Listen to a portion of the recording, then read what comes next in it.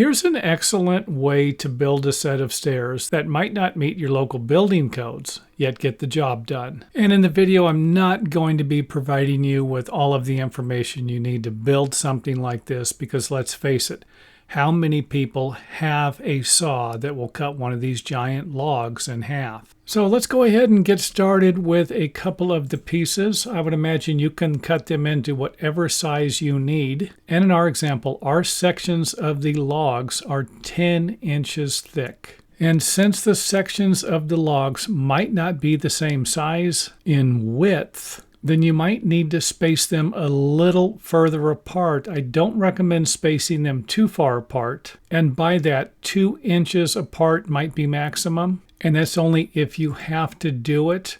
I would rather see them right up against each other, nice and tight like this. Or if you need to, you could even cut a section of the log. You could actually cut the back and the front if needed. For example, if I figured out the depth of the tread that I needed, and it was 20 inches, but the diameter of the log was 30 inches, then it might be better to take 5 inches off the back and 5 inches off the front to provide your feet with a little more support at the front of the step. And for those of you who need more information on calculating the individual riser height and the tread depth, I will have more information on that in the second part of the video. Next up in the video, I'm going to go ahead and remove the top step in our example because you can see where this one here is almost level with the upper floor. And we're just simply measuring from the back of the step to the front of the lower step. And you can actually calculate the rise on something like this by installing a step at the bottom and a step at the top, and then using the information in the second half of the video to calculate the measurements you need to build a more accurate stairway. And I say accurate stairway. However, you can create a hodgepodge of steps, something like this, or a straight stairway, or even a longer curved stairway if needed, by simply starting with one of your sections of the log at the top or the bottom, and then installing the next step and then the next one in whatever pattern you decide. And then if you get to the top and it's either too tall or too short, then you can always measure the difference of each step as long as they're level, and then add all of these measurements up to calculate the total rise that you need, and then divide that into the number of risers that you have. And that will provide you with a total rise. Then you will divide the number of individual risers into the total rise number. And then you can use that measurement to make each one of the steps the same height by either raising the ones that you need raised or lowering the ones that need to be lowered. And again, I'm not going to go into a lot of detail in this because these stairways will not meet most local building codes. However, it might be a lot better than just trying to navigate your way up or down the side of a hill without them.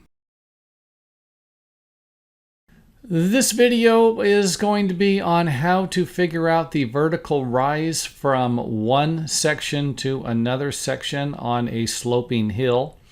This is a video that I made in the past and had a few problems with it, so I thought I would remake it. So a concrete stairway, wood stairway, whatever it's going to be, you are going to need to know what the horizontal and the vertical, the height and the length to make a stairway. And you might not need the length all the time, but you're definitely going to need the rise to get something started. So let's go ahead and remove the stairway. This would be something like this. You're trying to get from one point to another point on a sloping hill. A few items you might need will be a few 2x4s. A couple of 2x4s might need to be cut so that you can drive them into the ground. A few stakes will be helpful. And you're going to simply drive one of the 2x4s with a point on the end into the ground and try to brace it up the best you can with a few stakes. Something like this. It's okay if it moves a little bit. And the height of the 2x4, could be about 8 foot. It's going to have to be less, or the height of the 2x4 isn't going to do you much good if you can't reach it. So, if you're 6 foot tall, you can probably put a 7-footer in there. If you're 5 foot tall, a 7-footer is going to be difficult to reach while standing on a sloping hill. So keep that in mind. Use some screws. I like using screws because I can pull everything apart. You're probably going to need one in the middle for this one, this example here. You might need more depending upon the length of the hill and the height of the hill also. So something like this for this particular slope looks like it'll work fine. How do I know? Because I already figured everything out. Try to keep them in line. Try to keep it in a straight line. You can do this with a string, and it doesn't have to be perfect. This can be off to one side. I think you're still going to be able to get your measurements. And then, of course, you're going to need to use a straight edge with a level. Set the straight edge on top of the area or the walkway, patio, whatever you're trying to get to, and then run it across. Make sure it's level, and you're going to need to mark the vertical 2x4. Mark it somewhere where you'll be able to measure from, because you're going to basically be measuring the distance in between here after you mark everything. Then place the same thing. Do the same thing. Place it on the hill next to the 2x4 and level it, mark it, put 2 more marks on it.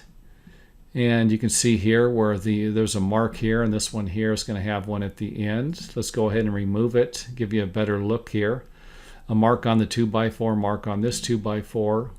And of course we will use these, measure from this mark here down to the top, and then measure this right here, add the 2 numbers together.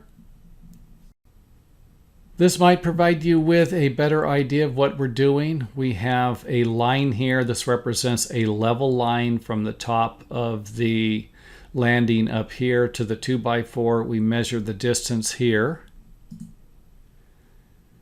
Give you a better idea, close-up of it there. Another level line across here with our mark down to the top of the platform or landing here. And I guess I could have done this a little better, but 4 foot 10 3/4 plus 3 foot 10 1/4. I already did the math. It's 105 inches. That would be the total rise for something like this, for this situation. Then we can use 105 inches to figure out the riser height, and I will put a link at the back of the video. Check it out. It'll be a playlist link for helping you figure out the riser height and maybe the tread run also.